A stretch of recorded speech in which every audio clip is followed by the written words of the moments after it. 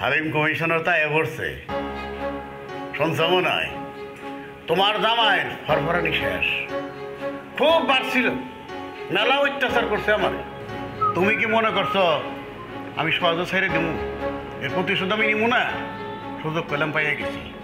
আর ওই হালিম কমিশনার রে কেনাগুলি করছে তোমার জামাই ভালো করে দিতাম কইবার চাইবো না কিন্তু কমিশনার রে কইয়া $5 তোমার জামাইরে দেওয়া মনে ফরফর ফরফর করে তোমার জামাই সব কয়ে ফেলে আঙ্কেল আপনি এসব কি বলছেন আমি তো কিছুই বুঝতে পারছি না আরে বুঝবা সময় হলে ঠিকই বুঝবা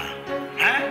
আমার বাড়ি আমার ঘর আমারে তোমার জামাই ঘর ছাড়া করবো বাড়ি ছাড়া করবো ফকিরের মতো শখ কত আমার বাড়ি দখল নিব তোর বাড়ি আমি দখল নিব হ্যাঁ আমার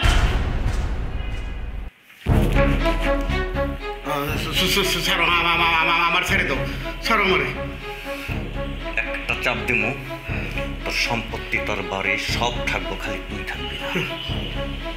খুব ফলফলানি বাইরে গেছে না তোর কমিশনার আমার মাইরা ফেলাইব কই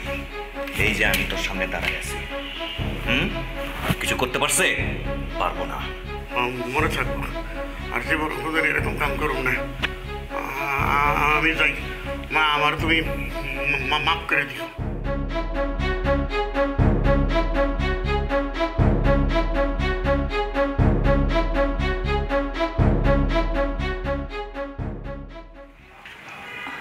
হালিম কমিশনার বের হয়েছে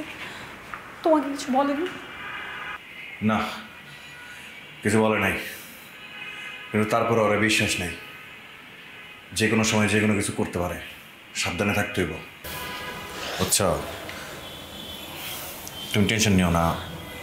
উপরের মহলে আমার শেল্টারের ব্যাপারে কথা হয়েছে হালিম কমিশনার আমার কিচ্ছু করতে পারবো না ঠিক আছে আমার না খালি কেমন জানি লাগে বুঝছো একটা বড় ফাঁকা থেকে পাচ্ছি তো মানে ঠিক বুঝাই দেবো না চলো ভিতরে যাই আমরা